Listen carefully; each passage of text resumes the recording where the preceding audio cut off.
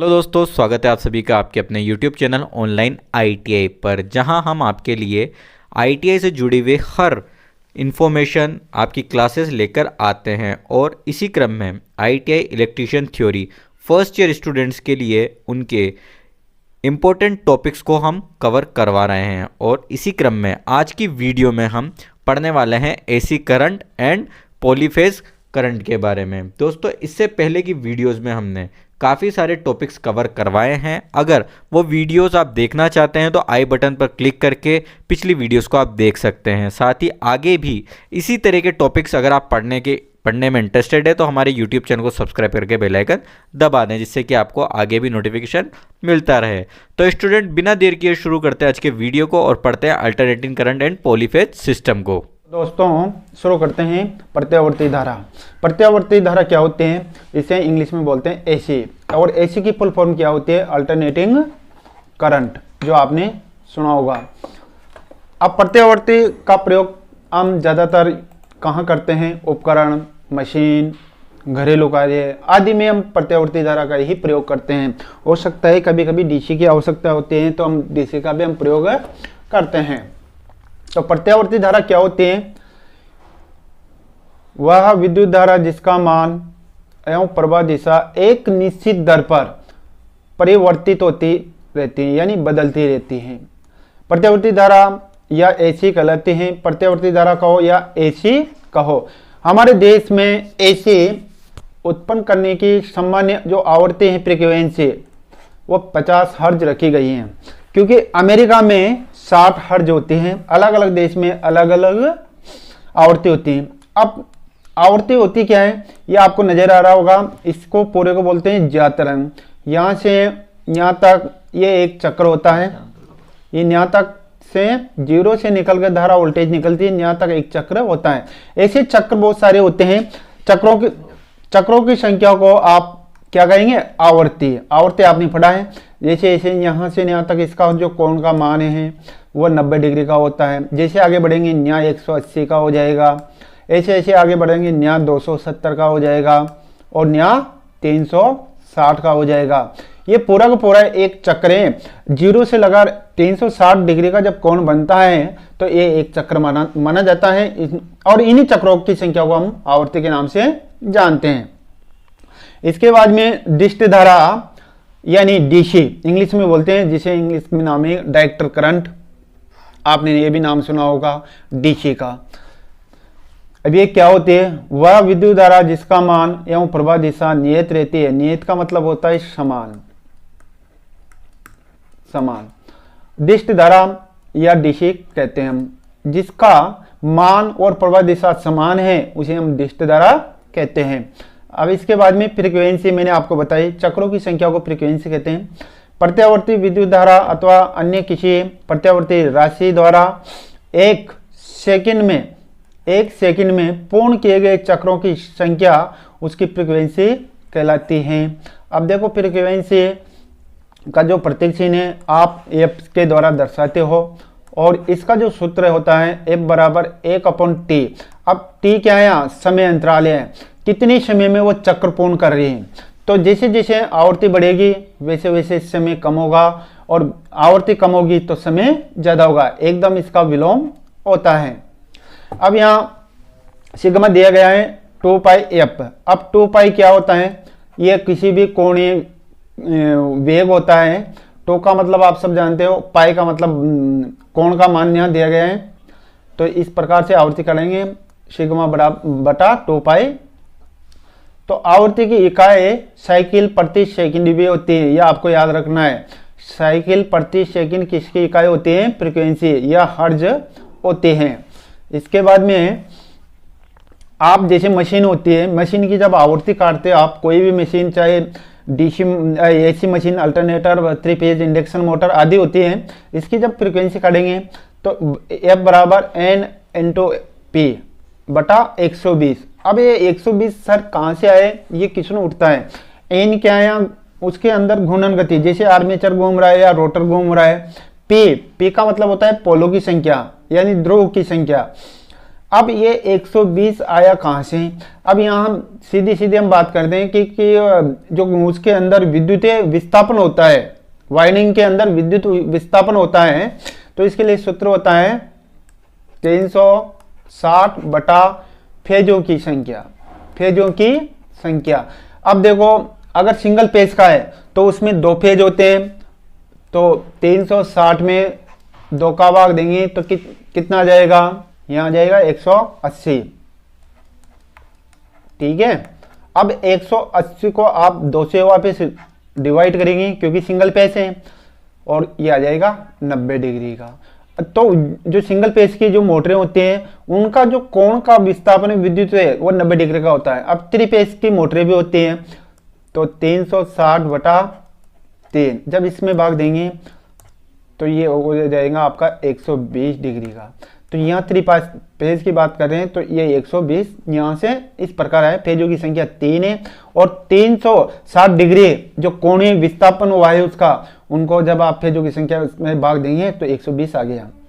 इसके बाद में एसी की जो समीकरण होती है I बराबर I0 साइन सिग्मा टी। अब यहाँ सिग्मा बराबर होता है 2 पाई, यह कोण का वेग होता है, दोनों के बीच का कोण का वेग कितना होना चाहिए। इसके बाद में तात्कालिक मान।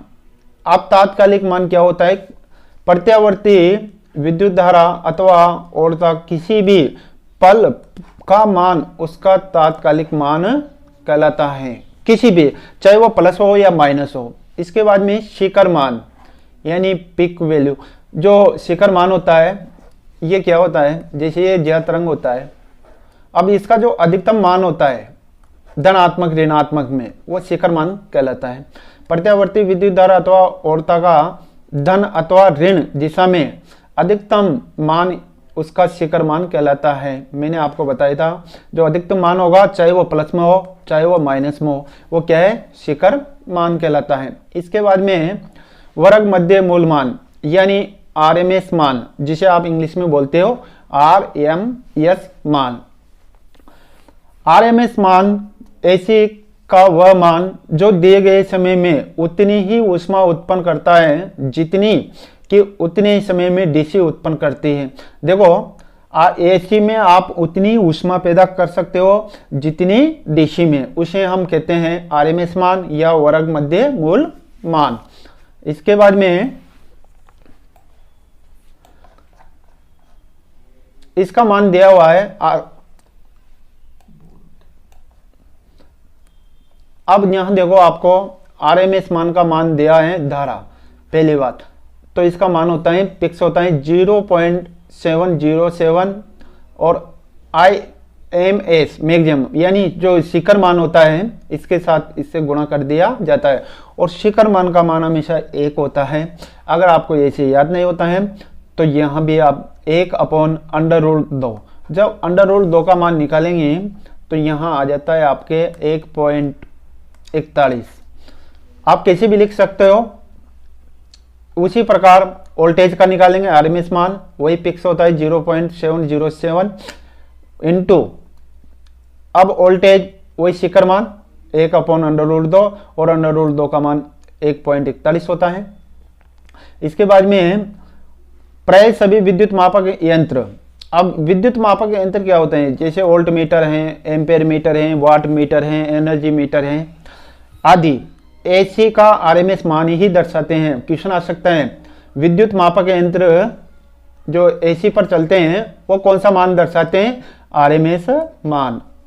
इसके बाद में है औसत मान। प्रत्यावर्ती विद्युत धारा अथवा औरता के आधे चक्र में तात्कालिक मानों का औसत, उसका औसत मान कहलाता है। अब देखो आई एवरेज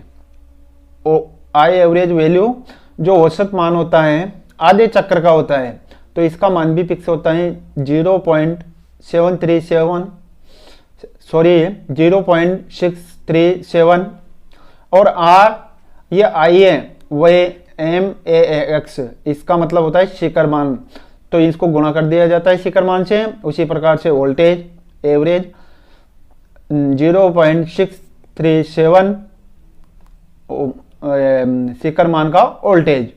तो ये मान आपको याद रखना है, औसत मान, आरएमएस मान, ये बहुत इंपॉर्टेंट है और इन्हीं के आधार पर क्वेश्चन पूछता है आपसे। गणनाओं आदि में एसी का औसत मान प्रयोग किया जाता है। अब देखो गणनाओं आदि में किस प्रकार का मान प्रयोग करते हैं, तो ये करते हैं औसत मान। इसके बाद में शिखर गुणांक यानी पिक फैक्टर या क्रास्ट फैक्टर होता है। प्रत्यावर्ती विद्युत धारा अथवा ओरता के शिखर मान एवं आरएमएस मान के अनुपात को पिक फैक्टर या क्रास्ट फैक्टर हम कहते हैं। अब इसका सूत्र होता है पिक फैक्टर धारा और आरएमएस मान की धारा। अब इसका मान आप यहाँ इस प्रकार निकाल सकते हैं, क्योंकि इस पिक फैक्टर का मान 1 होता है और आरएमएस का मान 0.70 होता है। जब यहाँ से आप पॉइंट हटाएंगे ऊपर 3 जीरो, अब 1000 में 707 का भाग देंगे तो आपका आएगा 1.414। तो ये आपका मान दिया हुआ है डायरेक्टर, इस प्रकार से ये आया है। इसके बाद में रूप गुणांक यानी फॉर्म फैक्टर। प्रत्यावर्ती विद्युत धारा अथवा ओरता के आरएमएस मान तथा औसत मान के अनुपात को फॉर्म फैक्टर या रूप गुणांक कहते हैं। इसे KF से प्रदर्शित करते हैं, यानी इसका जो प्रतीक चिन्ह है KF है। फॉर्म फैक्टर बराबर जो आरएमएस की धारा बटा औसत मान की धारा। अब देखो यहाँ आपको वही मान रखना है। ये 1.11 कैसे आए, आरएमएस मान का मान होता है 0.7 और इसका मान होता है 0.637। अब 0 पॉइंट से पॉइंट आपने उड़ा दिया, क्योंकि पॉइंट के पीछे यहाँ भी 3 अंक है, इधर भी 3 है।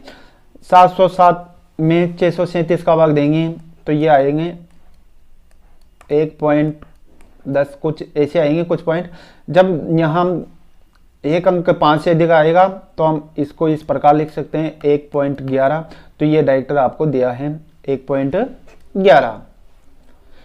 ये वोल्टेज तथा धारा के लिए समान होता है, ये वोल्टेज तथा धारा के लिए समान होता है। रूप गुणांक ये आपको याद रखना है।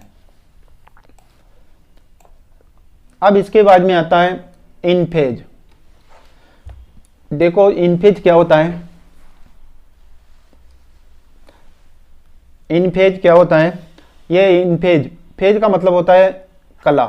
अब कला का मतलब होता है फेज। कला नियमी में बोलते हैं इसे, जब दो प्रत्यावर्ती राशियां जैसे विद्युत धारा और ओरता साथ साथ बढ़ती घटती हुई एक ही समय पर अपने शिखर मान पर पहुंचती हैं, मतलब अधिकतम, तो वह इन फेज राशियां कहलाती हैं। यानी उनके बीच का योग क्या होना चाहिए, 0 डिग्री का होता है। ये आपको दिखाई गई है, ये राशियां, ये करंट है और ये वोल्टेज है, 0 से निकल रही है। अब ये यहाँ से यहाँ तक इसका शिखर मान है, ये एक ही समय पे पहुंच रही है और इनके बीच का जो कोण का योग है वो 0 आना चाहिए, वह इन फेज राशियां कहलाती हैं। इसके बाद में आउट ऑफ फेज। जो आउट ऑफ फेज होते हैं, जब दो प्रत्यावर्ती राशियां साथ साथ बढ़ती घटती हुई कुछ अंशों के अंतर पर थीटा अपने शिखर मान पर पहुंचती हैं, तो वह आउट ऑफ फेज राशियां कहलाती हैं। यहाँ से देखो समझना पड़ेगा, ये आपकी करंट है, ये वोल्टेज है। अब यहाँ देखो, यहाँ से जीरो से निकलना प्रारंभ करती हैं। ये अलग अलग मान पर अलग अलग समय पर कुछ कोण के साथ अपने शिखर मान पर पहुंच रही है। अब यहाँ से यहाँ तक इसका जो कोण है वह 270 के आसपास है करंट का, और इसका जो कोण है वह यहाँ से यहाँ तक 105 के आसपास है। तो कोण का मान अलग अलग हो गया, तो इसे कहते हैं आउट ऑफ फेज राशियां।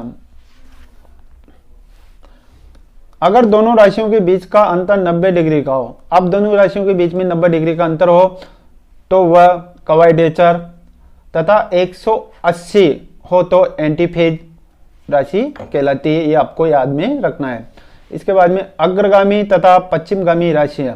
अब अग्रगामी और पश्चिमगामी, लैंगिक राशियां और लीडिंग दो प्रकार की होती है, लीडिंग एंड लैंगिक। देखो वह प्रत्यावर्ती राशि जो दूसरी प्रत्यावर्ती राशि की उपेक्षा पहले अपने शिखर मान पर पहुंचते हैं उसे कहते हैं लीडिंग राशि कहलाती हैं। वह प्रत्यावर्ती राशि जो दूसरी प्रत्यावर्ती राशि की उपेक्षा बाद में अपने शिखर मान पर पहुंचते हैं उसे कहते हैं लैंगिक राशि। ये आपको याद रखना है। इसके बाद में शुद्ध प्रतिरोधी परिपथ। देखो शुद्ध प्रतिरोधी परिपथ जिसमें केवल प्रतिरोधी संयोजित किया गया है और किसी प्रकार के आपने संयोजित नहीं किया।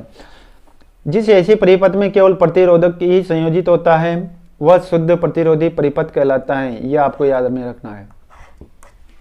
इसमें विद्युत धारा और ओरता इन फेज में होती है, ये भी आपको याद रखना है। शुद्ध प्रतिरोधी परिपथ में विद्युत शक्ति की गणना डीसी परिपथों की भांति की जाती है। जो आप विद्युत शक्ति की गणना करेंगे कौन से परिपथ से, डीसी परिपथ से आप गणना कर सकते हो। शुद्ध प्रतिरोधी परिपथ का शक्ति गुणांक इकाई होता है, यह आपको याद रखना है। इकाई का मतलब होता है एक।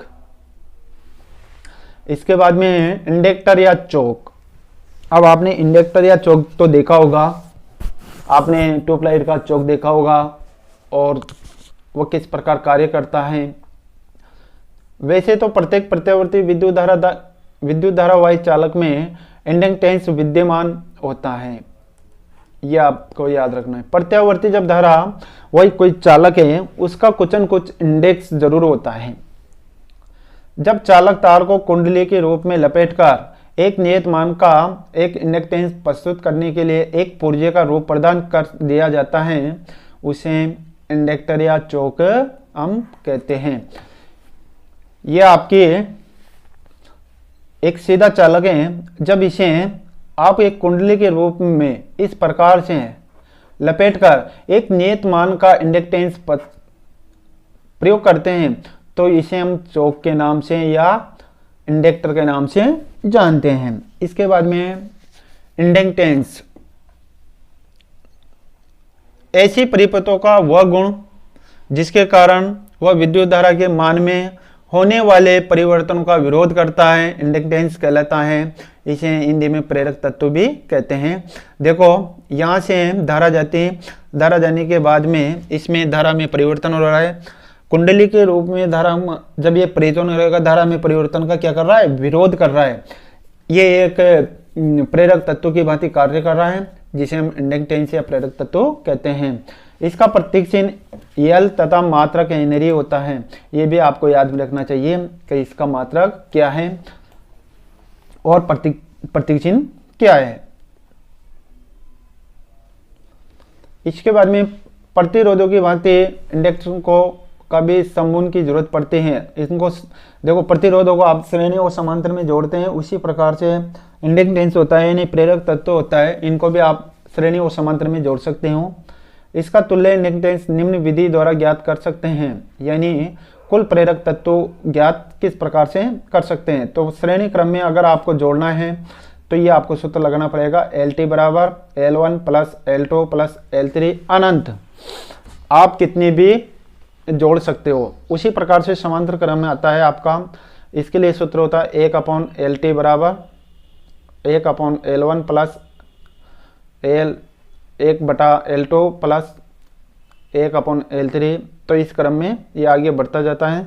आप 3, 4, 5 कुछ जितनी भी लगाना चाहते हो लगा सकते हो।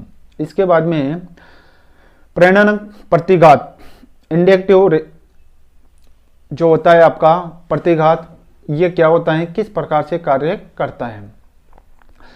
प्रत्यावर्ती विद्युत धारा प्रवाह के लिए किसी कुंडली द्वारा प्रस्तुत किया जाने वाला विरोध उसका इंडक्टिव रिएक्टेंस कहलाता है, यानी प्रेरक तत्व प्रतिघात कहलाता है। इसका प्रतीक चिन्ह एक्सएल तथा मात्रक ओम होता है, यह आपको याद में रखना है।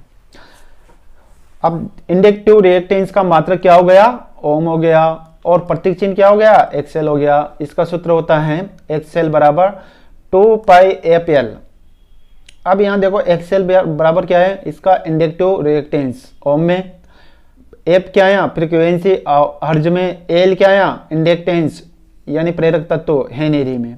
अब यहाँ एक चीज देखने को मिलती है, जैसे जैसे आप इंडक्टिव रिएक्टेंस का मान बढ़ाएंगे तो आवर्ती का मान भी बढ़ेगा। इस सूत्र से आप पता लगा सकते हैं, जैसे जैसे हैं आप प्रेरक तत्व प्रतिघात का मान बढ़ाएंगे तो फ्रीक्वेंसी का मान भी बढ़ेगा, एक्सएल बराबर एफ।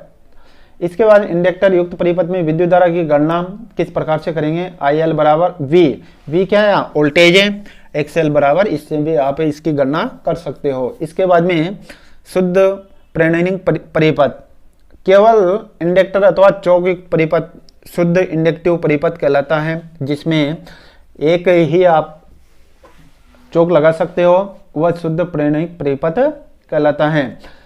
अब इसकी जो विशेषता है वो कुछ ऐसे है, वैसे कोई भी परिपथ शुद्ध इंडक्टिव नहीं होता है, क्योंकि परिपथ में प्रयुक्त चालकों में कुछ न कुछ प्रतिरोध भी होता है, ये भी पक्के हैं। देखो आप एक कुंडली बना लेते हो तो उसका भी कुछ न कुछ प्रतिरोध जरूर होता है, वह भी विद्युत धारा का विरोध करता है। शुद्ध इंडक्टिव परिपथ में विद्युत धारा ओरता से 90 डिग्री पिछड़ जाती है, ये आपको याद में रखनी है। विद्युत धारा है ओरता से 90 डिग्री पिछड़ जाती है, यानी इसमें वोल्टेज 90 डिग्री अग्रगामी होती है और धारा पीछे होती है। ये इस प्रकार से होती है, आपको थोड़ा समझना पड़ेगा। यहाँ ये आपका ज्ञात तरंग है। अब यहाँ से 0 से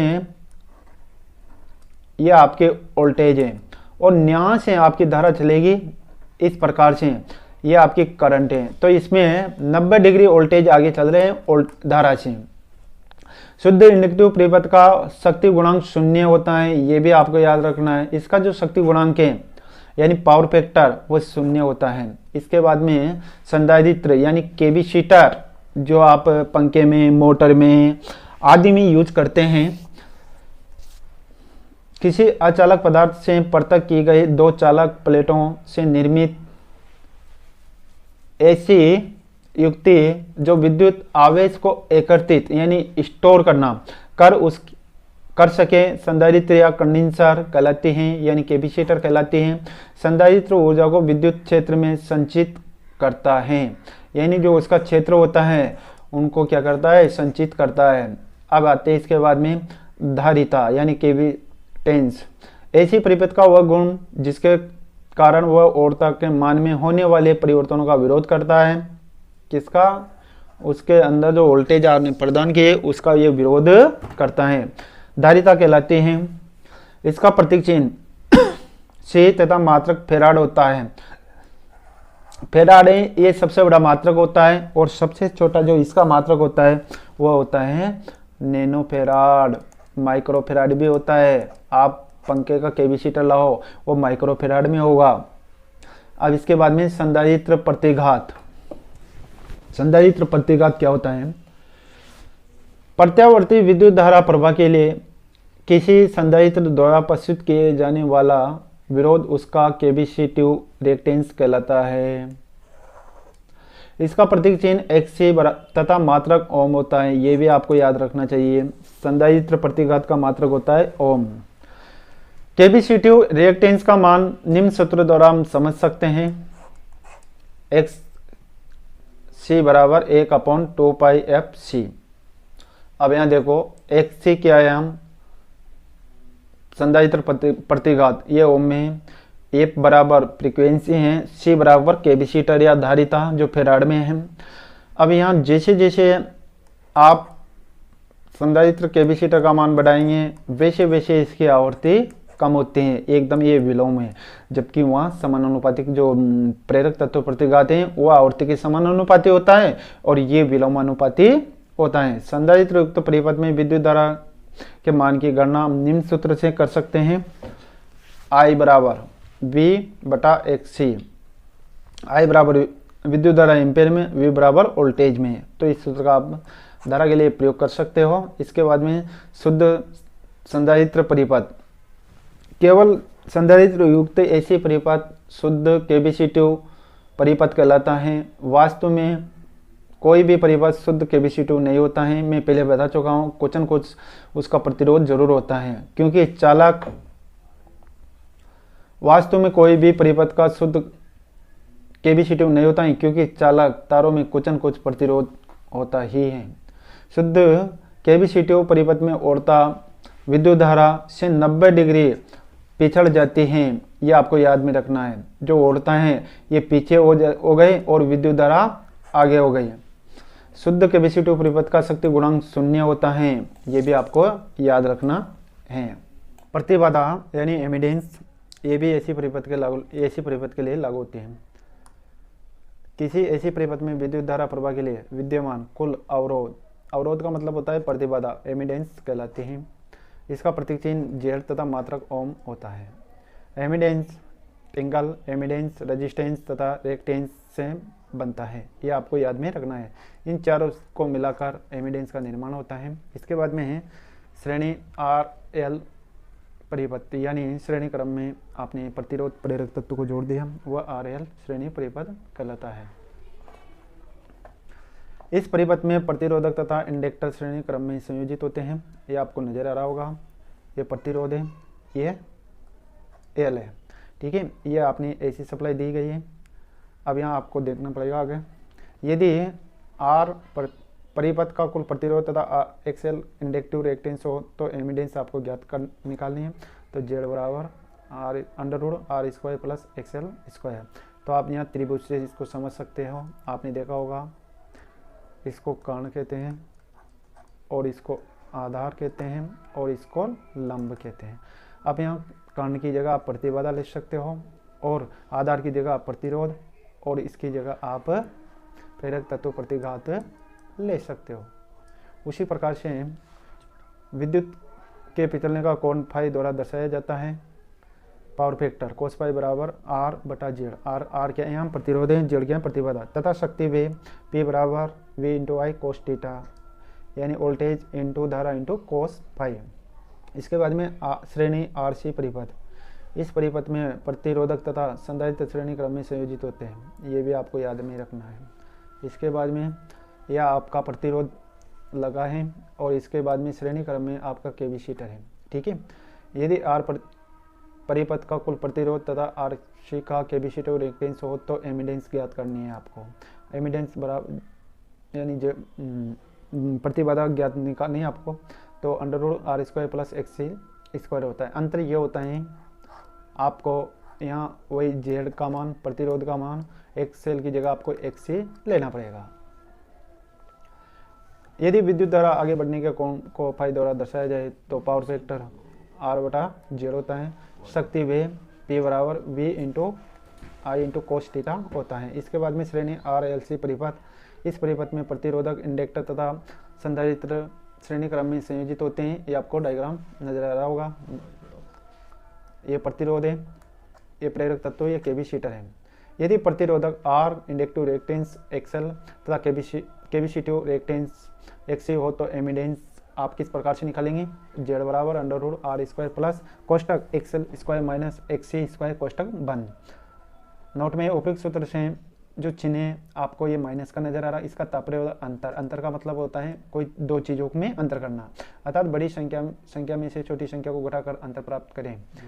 यदि धारा तथा औरता का फेज अंतर फाई हो तो पावर फैक्टर कोस फाई बराबर होगा कोस थीटा बराबर R/Z तथा शक्ति वे होगा P बराबर V इंटू आई इंटू कोस थीटा। तो इस सूत्र से आप याद कर सकते हो। इसके बाद में अनुनाद परिपथ यानी रेजोनेंस। किसी श्रेणी RL से परिपथ में वह स्थिति जिसमें XL बराबर XC हो जाए रेजोनेंस परिपथ कहलाता है और ऐसे परिपथ श्रेणी रेजोनेंस परिपथ कहलाता है। सीरीज रेजोनेंस परिपथ में कुल रिएक्टेंस 0 हो जाएगा तथा एमिडेंस परिपथ के कुल प्रतिरोध के बराबर होगी। एमिडेंस यानी जो प्रतिबाधा है वो कुल प्रतिरोध के बराबर होगी, यानी R बराबर Z और X का मान यानी प्रतिरोध का मान 0 हो जाएगा। तो R बराबर ये आपको यहाँ आपको फ्रीक्वेंसी पूछता है। फ्रीक्वेंसी का सूत्र है आपके F बराबर 1/2 पाई या इंटू अंडर रूट XC। आपको ये सूत्र याद रखना है। इसके बाद में जो आपके ऐसी परिपथ में जो शक्ति होती है ये मुख्य रूप से 3 प्रकार की होती हैं। पहले है इसमें आवासीय शक्ति। ऐसी परिपथ में धारा तथा औरता के वर्ग मध्य मूल मानों के गुणनफल को यानी V इंटू आई को आवासीय शक्ति कहते हैं। इसे kV यानी वोल्टेज वोल्ट एम्पियर से व्यक्त करते हैं तथा बड़ी इकाइयाँ होती हैं उनको kVA से हम दर्शाते हैं। इसके बाद में दूसरी है वास्तविक शक्ति। ऐसी परिपथों में आवासीय शक्ति तथा शक्ति गुणांक के गुणनफल को वास्तविक शक्ति हम कहते हैं। इसे VI cos थीटा बराबर यानी W से व्यक्त करते हैं। इसकी इकाई वाट यानी किलोवाट भी होती है। इसके बाद में प्रतिघाती शक्ति। आवासीय शक्ति VI तथा धारा व वोल्टा के फेज कोण साइन थीटा के गुणनफल VI साइन थीटा यानी प्रतिकारक शक्ति हम कहते हैं। इसे वाटहीन शक्ति भी कहते हैं। ये भी आपको रखना, कौन सी शक्ति को वाटहीन शक्ति कहते हैं? प्रतिघाती शक्ति को। इसकी इकाई प्रतिकारक वोल्ट एम्पियर VAR या प्रतिकारक किलो वोल्ट एम्पियर kVAR होती है। इसके बाद में नोट है, शुद्ध प्रेरक तत्व तथा संधारित्र परिपथों में शक्ति व्यय शून्य होता है, अर्थात ऐसे परिपथों में शक्ति व्यय प्रतिरोध के कारण ही होता है। किसके कारण होता है? प्रतिरोध के कारण। प्रतिकारक शक्ति VI sin थीटा का कोई उपयोग कार्य नहीं करता है, क्योंकि विद्युत परिपथ में प्रतिघात जो शक्ति होती है इसका प्रयोग होने के बाद में इसे परिपथ में वापस लौटा दिया जाता है। इसके बाद में पावर फैक्टर। पावर फैक्टर क्या होता है? ऐसी परिपथ में वास्तविक शक्ति तथा आवासीय शक्ति के अनुपात को पावर फैक्टर कहते हैं। ये आपका सूत्र है, ये आपके जो प्रतीक चिन्ह है, ये वास्तविक शक्ति है, ये आवासीय शक्ति है। दोनों को जब अनुपात निकालेंगे तो आपका cos पाई आ जाएगा।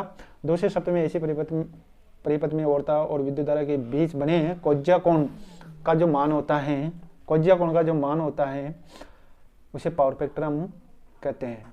इसके बाद ऐसी परिपथ में प्रतिरोध तथा एमिडेंस के अनुपात को पावर फैक्टर कहते हैं। PF बराबर cos पाई R बटा 0। किसी उपभोक्ता के लिए सामान्य 0.95 पश्चिमवर्ती सबसे ज़्यादा किफायत शक्ति गुणांक होता है। अधिकतम जो उपभोक्ता का शक्ति गुणांक कितना होना चाहिए? 0.95 होना चाहिए।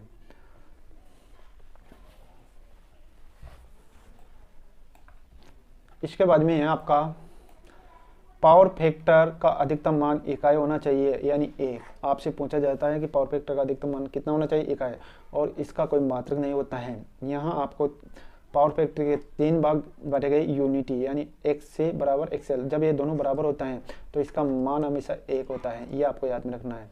लीडिंग यानी इसमें कैपेसिटर का मान अधिक है तो इसका मान 0.6 से 0.8 तक होता है।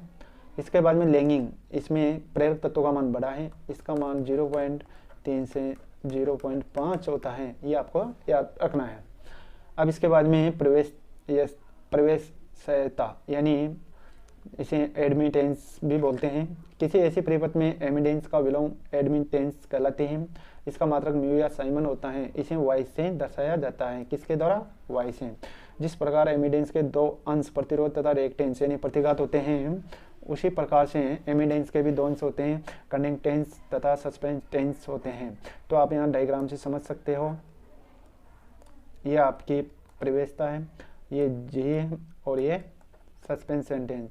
तो सूत्र हो गया I बराबर G² प्लस B² को अंडर रूट में, क्योंकि ये तो आपका कर्ण हो गया और ये हो गया लंब हो गया और ये आधार हो गया। इसके बाद में चालकता कंडक्टेंस, प्रतिरोध का विलोम कंडक्टेंस या चालकता कहते हैं। इसे G से सूचित किया जाता है, इसका प्रतीक चिन्ह G होता है और इसका मात्रक मो या साइमन होता है। सूत्र है G बराबर 1/R। ये आपको सूत्र याद रखना पड़ेगा, क्योंकि जैसे जैसे चालकता बढ़ती है वैसे वैसे उसका प्रतिरोध कम होता है।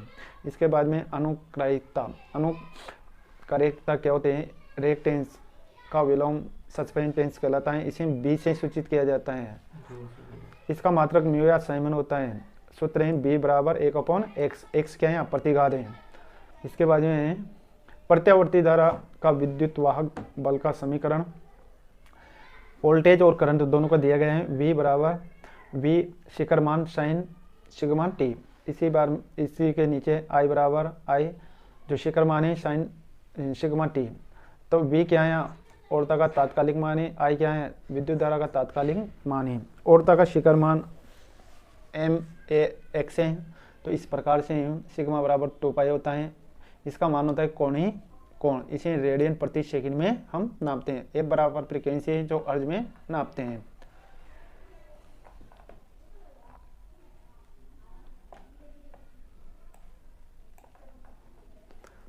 अब इसके बाद में आते हैं आपके त्रिकला प्रणाली, थ्री फेज सिस्टम, यानी इसे पॉलीफेज या बहुफेज के नाम से भी हम जानते हैं। सिंगल फेज सिस्टम के समूह से थ्री फेज प्रणाली बनती है, ये आपको याद रखना। सिंगल फेज से हम थ्री फेज प्रणाली बनाते हैं, लेकिन भारत में थ्री फेज प्रणाली का उत्पादन तथा परीक्षण सब होता है। देखो, थ्री फेज प्रणाली का हम उत्पादन भी कर सकते हैं, परीक्षण मतलब एक स्थान से दूसरे स्थान पर भेज भी सकते हैं। किसके माध्यम से? थ्री फेज के माध्यम से।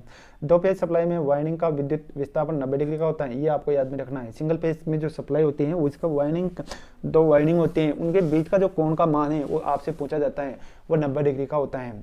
जबकि थ्री फेज सप्लाई में वाइंडिंग का विद्युत विस्थापन 120 का होता है, ये भी आपको याद रखना है। थ्री फेज प्रणाली पर आधारित उपकरण सिंगल फेज प्रणाली पर आधारित उपकरण की अपेक्षा आकार में छोटे, वजन में हल्के तथा अधिक दक्षता वाले होते हैं, ये भी आपको याद में रखना है। इसके बाद में फेज बढ़ाने से समान आकार की सिंगल फेज मोटर के लिए समान आउटपुट मशीन की रेटिंग बढ़ती है, ये भी आपको याद में रखना है। थ्री फेज सिस्टम कितने प्रकार के होते हैं? ये मुख्य रूप से दो प्रकार के होते हैं। पहला है स्टार कनेक्शन, यानी जो आपके तारा कनेक्शन होता है, और दूसरा होता है डेल्टा कनेक्शन, यानी त्रिकोणीय कनेक्शन। ठीक है, ये आपका डायग्राम है। ये तारा कनेक्शन यानी स्टार कनेक्शन है, यहाँ से आप एक न्यूट्रल तार निकाल लो। अब इसमें जो करंट का मान है वह शून्य कब होगा? जब परिपथ ये तीनों फेजों में लोड बराबर है। जैसे इसमें 100 वाट का बल्ब लगा दिया तो इसमें भी 100 वाट का बल्ब लगा दिया, इसमें भी 100 वाट का बल्ब लगा दिया, तो तीनों पर लोड समान है। तो ऐसी स्थिति में जो न्यूट्रल तार है उसमें धारा का मान शून्य होगा और इसको आर वाई बी के द्वारा दर्शाया जाता है और ये न्यूट्रल होता है। इसी के बाद में दूसरा डायग्राम आपका डेल्टा का आता है। इसमें तीन तार आपके बाहर निकले हुए हैं, आर वाई और बी। इसके बाद में जब कोई लोड डेल्टा कनेक्शन में हो तो यहाँ देखो, लाइन वोल्टेज बराबर फेज वोल्टेज, ये आपको याद में रखनी है। डेल्टा में लाइन वोल्टेज फेज वोल्टेज बराबर होते हैं, जबकि जो आपकी फेज धारा है वह लाइन धारा जो फेज धारा होती है बराबर लाइन धारा √3, ये बटे में चली जाती है। अब देखो, लाइन धारा फेज धारा क्या होते हैं, लाइन वोल्टेज फेज वोल्टेज क्या होते हैं, आपने देखा होगा। ये दो तार, दोनों तारों के बीच अगर आप वोल्टेज नापते हो तो ये होता है फेज वोल्टेज। अगर थ्री फेज में तीनों तारों के मध्य, यानी यहाँ भी आप वोल्टेज नापते हो तीनों में, तो होता है लाइन वोल्टेज, ये आपको याद रखनी है। अगर एक तार में आप धारा प्रवाहित करेंगे तो ये होगी फेज धारा। अगर मान लो तीनों तारों में आप धारा प्रवाहित कर रहे हैं, वो होती है लाइन धारा, ये आपको याद रखनी है। इसके बाद में जब कोई लोड स्टार कनेक्शन में हो तो ये इसमें लाइन धारा बराबर फेज धारा, ये आपको याद रखनी है। उसी प्रकार से वोल्टेज है, ये फेज वोल्टेज बराबर यहाँ लाइन वोल्टेज बटा √3, ये सूत्र आपको याद रखना है। जब कोई लोड स्टार कनेक्शन में हो तो कुल पावर, ये सूत्र आपसे पूछा जाता है, तो PT बराबर कुल पावर √3 VL इंटू IL। ये VL क्या है? लाइन वोल्टेज है। IL क्या है? लाइन धारा इंटू कोस फाई, यानी पावर फैक्टर है। जब तीनों को गुणा करेंगे तो कुल पावर का मान आ जाएगा आपके स्टार कनेक्शन में। इसी प्रकार से आपके डेल्टा कनेक्शन आता है। जब कोई लोड डेल्टा कनेक्शन में हो तो कुल पावर के लिए सूत्र तो आपको यूज करना है PT बराबर √3, अब VL यानी line voltage into IL, line धारा इंटू कोस थीटा। अब देखो, कोस थीटा है, पावर फैक्टर है, दोनों के लिए एक ही सूत्र लागू होता है। अब देखो, कभी कभी वो थ्री पेज सिंगल पेज कभी पूछ सकता है पावर का मान, जैसे सिंगल पेज है। अब सिंगल पेज में क्या होता है? P बराबर P इंटू कोस थीटा।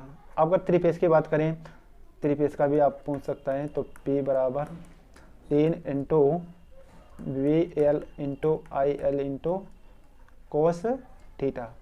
ये थ्री पेज में वह पूछ सकता है, ये सिंगल पेज के लिए, ये थ्री पेज के लिए। अब यहाँ देखो, थ्री पेज प्रणाली में तारों का फेज अनुक्रम RYB होना चाहिए, ये भी लाल पीला नीला। यहाँ आपको R का मतलब रेड, जो आप सभी जानते हो लाल होता है, येलो पीला Y के द्वारा दर्शाया जाता है, ब्लू नीला जो आपके B के द्वारा दर्शाया जाता है। तो लाल, पीला और नीला ये 3 फेज के कलर कोड होते हैं। अब देखो कभी कभी आपको मोटर चलानी है, RYB आपने देखी होगी। मोटर में क्या है कि 3 कनेक्शन होते हैं RYB।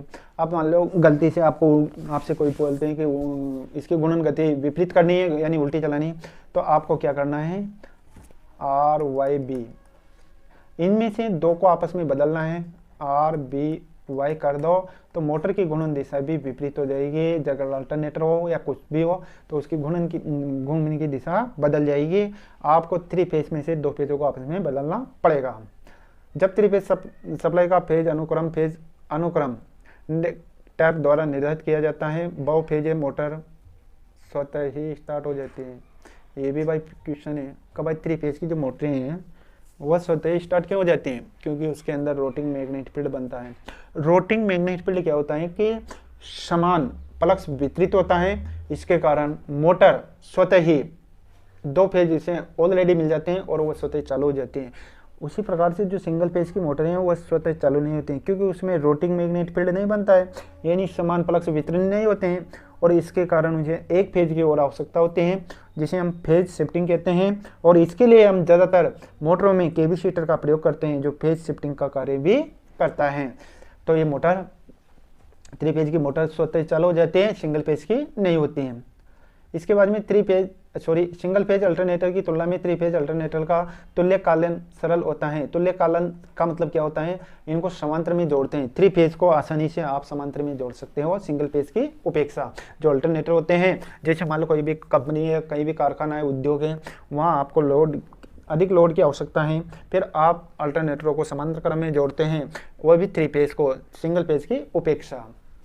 इसके बाद में 3 फेज मोटर की तुलना में सिंगल फेज मोटर का शक्ति गुणांक कम होता है। ये भी आपने देखा होगा, शक्ति गुणांक सिंगल फेज की मोटर का कम होता है।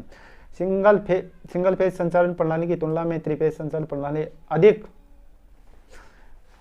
निर्भय योग्य होते हैं तथा 3 फेज संचालन प्रणाली में तांबा क्षति कम होती है। ये भी आपको याद रखना है। 3 फेज संचालन प्रणाली होती है उसमें कॉपर की लॉस कम होते हैं। स्टार कनेक्शन में तीनों तारों को मिलाने के बिंदु जो तार जुड़ा होता है उसे न्यूट्रल बिंदु या स्टार बिंदु के नाम से भी हम जानते हैं। स्टार बिंदु या न्यूट्रल बिंदु कहते हैं, जिसमें धारा का मान 0 होगा। धारा का मान 0 कब होगा, मैंने अभी आपको बताया था, जब तीनों फेजों पर लोड समान है तब उसमें धारा का मान 0 होगा। अगर असंतुलित है, अलग अलग लोड है, तो उसमें उस न्यूट्रल बिंदु में धारा का मान 0 नहीं होगा। ये आपको याद में रखनी है। इसे 3 फेज 4 वायर प्रणाली कहते हैं। इसे क्या कहते हैं, 3 फेज 4 वायर प्रणाली कहते हैं, क्योंकि स्टार में 4 तार होते हैं, डेल्टा में 3 होते हैं।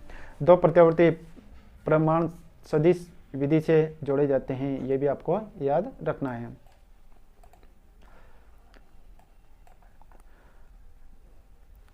एक आदर्श धारा स्रोत में आंतरिक प्रतिरोध अनंत होना चाहिए। जो आदर्श धारा स्रोत हैं उसमें आंतरिक प्रतिरोध अनंत होना चाहिए तथा आंतरिक चालकता 0 होना चाहिए। ये भी आपको याद रखनी है। एक आदर्श वोल्टेज स्रोत का आंतरिक प्रतिरोध 0 तथा आंतरिक चालकता अनंत होना चाहिए। डीसी सर्किट का सभी नियम एसी सर्किट के लिए लागू होगा जब एसी सर्किट में केवल प्रतिरोध धारण किया रहेगा। देखो आपको यहाँ देखने वाली बातें हैं, डीसी परिपथ के सभी नियम। अब डीसी परिपथ में कौन कौन से नियम आते हैं, ओम का नियम, जूल का नियम, किरचॉफ का नियम, ये सब क्या है, डीसी परिपथ में लागू होते हैं। तो एसी परिपथ में तब लागू कर सकते हैं जब उसमें प्रतिरोध आपने लगाया हो। अगर नहीं लगाया तो ये नियम लागू नहीं होगा। ये आपको याद रखना है। इसके बाद में विद्युत विस्थापन। अब विद्युत विस्थापन क्या होता है, यह आपके जैसे सिंगल फेज होती है मोटर, 3 फेज मोटर होती है, वाइंडिंग के 2 वाइंडिंग 3 वाइंडिंग के बीच का जो विद्युत अंतर होता है, जैसे यहाँ दिया हुआ है सूत्र, विद्युत विस्थापन बराबर 360 विद्युत अंश बटा फेजों की संख्या। अब देखो अगर 3 फेज की मोटर है आपके पास में तो 360 डिग्री का ये कोणीय अंतर होता है, फेजों की संख्या 3 है। जब इसको काटेंगे तो आपके 120 डिग्री का कोण का अंतर आ गया तीनों वाइंडिंग के बीच। अगर मान लो आप सिंगल फेज की बात करें तो यहाँ आपको देखना पड़ेगा, क्योंकि सिंगल फेज में इस प्रकार से होता है और 3 फेज में ये एक चक्र हो जाता है। तो यहाँ 90 डिग्री का होगा और यहाँ कितने का हो गया, 120 का हो गया।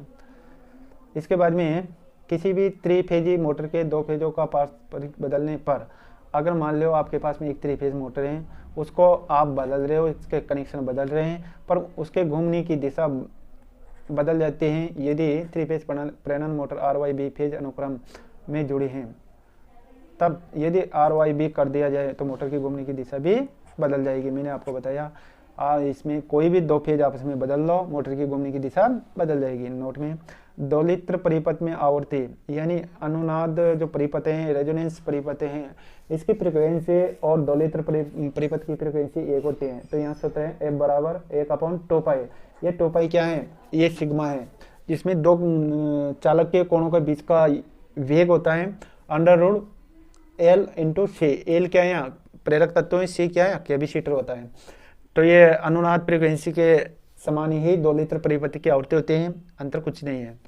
AC के लिए संधारित्र द्वारा किए जाने वाले विरोध को संधारित्र जो AC के लिए संधारित्र द्वारा किए जाने वाले विरोध को संधारित्र विरोध कहते हैं, यानी कैपेसिटिव रिएक्टेंस कहते हैं। एक संधारित्र में पावर फैक्टर का मान 0 लीडिंग होता है, ये भी आपको याद रखना है। एक कैपेसिटर में जो पावर फैक्टर का मान है वो कितना होना चाहिए? 0 लीडिंग होना चाहिए। तो दोस्तों आज की वीडियो में ITI electrician theory first year का एक और महत्वपूर्ण चैप्टर आपने आज पढ़ लिया है, जिसमें हमने आपको अल्टरनेटिंग करंट और पॉलीफेज करंट के बारे में पढ़ाया है। अगर ये वीडियो आपको हेल्पफुल लगी है तो इसे लाइक ज़रूर करें और अपने दोस्तों के बीच में शेयर जरूर करें, जिससे कि आगे भी हम आपके लिए इस तरह के टॉपिक्स पर वीडियोस लेकर आते रहें। साथ ही आगे के टॉपिक्स अगर आप पढ़ना चाहते हैं तो अभी से हमारे यूट्यूब चैनल को सब्सक्राइब करके बेल आइकन ज़रूर दबा दें, जिससे कि आगे आने वाली वीडियोज़ आपको सबसे पहले मिल जाए और उनका नोटिफिकेशन आपको प्राप्त हो जाए। साथ ही आप लोगों से मेरी रिक्वेस्ट है कि आप हमें इंस्टाग्राम पर फॉलो करना बिल्कुल ना भूलें। साथ ही हमारे टेलीग्राम चैनल पर भी जरूर ज्वाइन हमें कर सकते हैं। तो दोस्तों मिलते हैं आगे आने वाली वीडियो में। Take care.